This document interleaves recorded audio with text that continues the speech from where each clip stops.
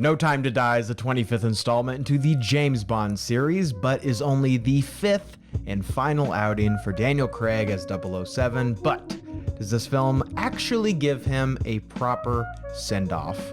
Let's find out.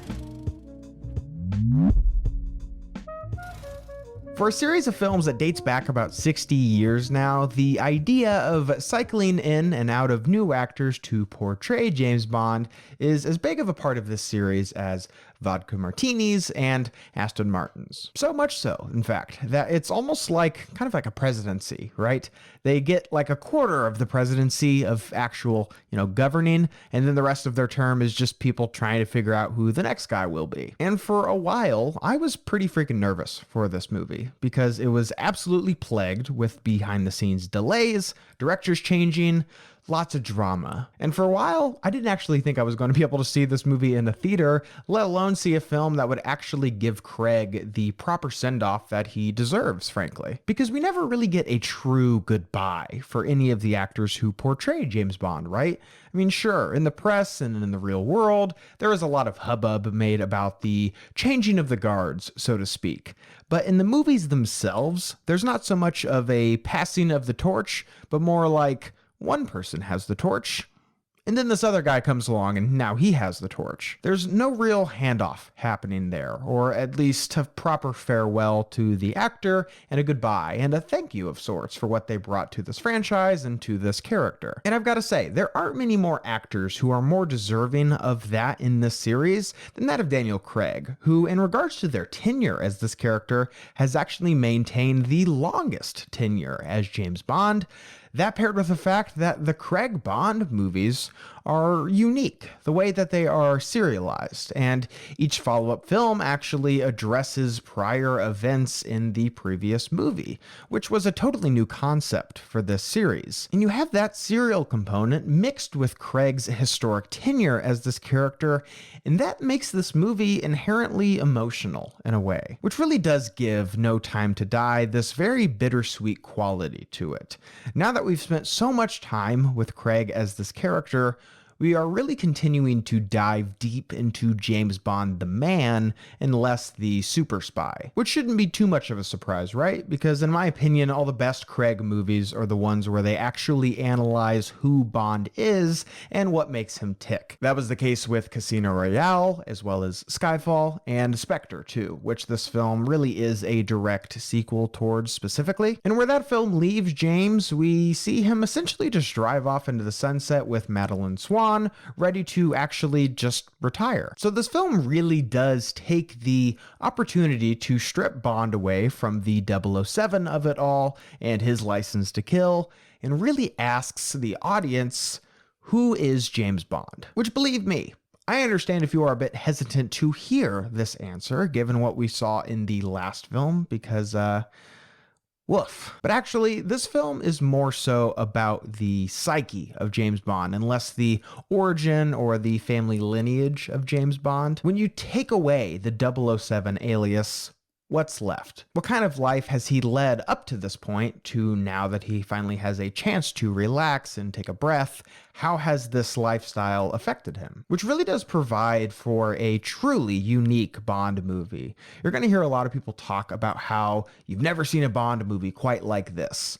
And I know that sounds like one of those critic quotes, you know what I'm talking about, where they use words like spellbinding just to get their names on a poster or a trailer or Blu-ray or whatever. But in the truest sense of the word, this is a unique Bond movie. There really aren't any others like it, and for lots of reasons, actually. Some of which I can talk about, and some of which I can't. Something I can talk about, though, is the tone of this movie, which is one of those unique components that this movie has. Each of the Craig films does have a different tone that is differentiating itself from each other. So this one really is no exception, but I am very curious to see how people respond to this movie specifically, because I really don't think it's what people will expect when they pay for a ticket to see this film. Because this movie is 2 hours and 45 minutes, and a not insignificant portion of it it's not really that action-packed. It's really not. Not to say that this movie doesn't have action, because it does. In fact, there are a number of sequences in this film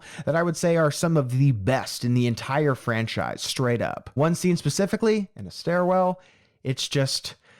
yeah, that paired with Hans Zimmer's score, which is epic, and seeing this movie in IMAX, which is also epic, it's just, yeah, so good. But with this film, it's almost like it's saying, hey, if you want a James Bond movie that is just shooting and punching and girls and gadgets and all that stuff, there are about 60 years worth of movies and video games and a whole lot of other things to choose from. But this movie right here, this feels like it was made for James Bond fans who love this series and are willing to go on this ride that honestly deconstructs the very idea of what a Bond movie is, but then sort of just reaffirms everything that you love about this series. Because No Time to Die really does have this pitch perfect blend of the modern and the nostalgic, and never in a pandering way either. It doesn't feel like this movie is constantly elbowing you in the side like, oh, there it is, we did the thing.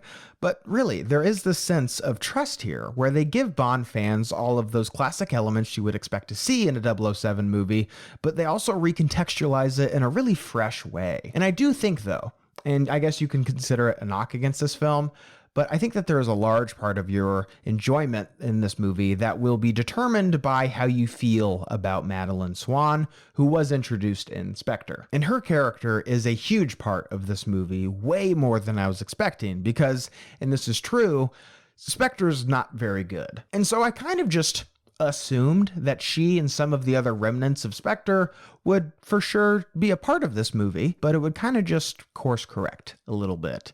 And no, actually. In fact, it doubles down. Spectre is very much affecting this movie, so much so that if you haven't seen that movie since it came out, I would absolutely recommend rewatching it. So with this film, I could absolutely hear an argument and understand why people may not like it, because frankly, they don't give a shit about that relationship. And the fact that this movie is mostly that, the relationship between Bond and Madeline Swan, yeah, I can understand how that would be a bit of an issue for some. And seeing how this movie is also mostly about James Bond, the person, and less the 00 agent, I think this film almost deliberately, in a weird way, underdevelops the villain.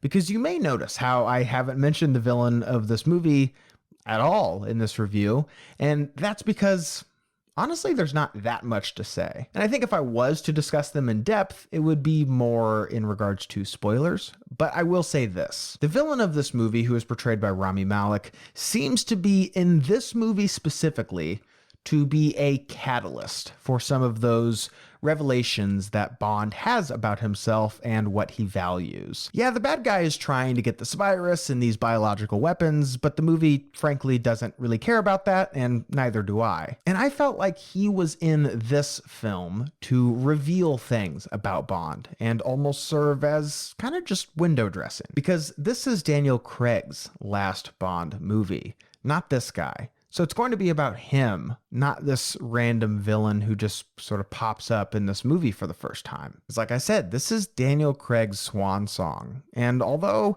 it is so exciting to have the prospect of someone new and something new brought into this series with new perspectives and really breathing some much needed fresh life into this series, it is so bittersweet to see Craig go. But honestly, I could not have asked for a better farewell to this character and this interpretation of Bond. Sure, this movie's not perfect. There are bruises and warts there, but honestly, what Bond movie doesn't have those things? Craig was the Bond version that I grew up watching, and the one who made me love this franchise and introduced me to this franchise, and I really feel so grateful to him for that. Like I said, I think this movie really is for people who love this series and are excited to see it evolve. This movie absolutely makes some choices that are going to upset some people, which is just kind of how it is when you try to do something new. But for me, bring it on, because honestly, if this is the direction that the franchise is going, I'm all for it. So did you guys see No Time to Die? What did you think about it? Where does it rank for you in regards to the other Bond movies? I'd love to hear your thoughts and opinions down below. And as always, guys, thank you so much for watching today. I hope you liked today's video, and if you did, you can click on the link down below where you can subscribe to my channel to see more movie reviews and movie related things. Again, guys, thank you so much for watching, and see you next time.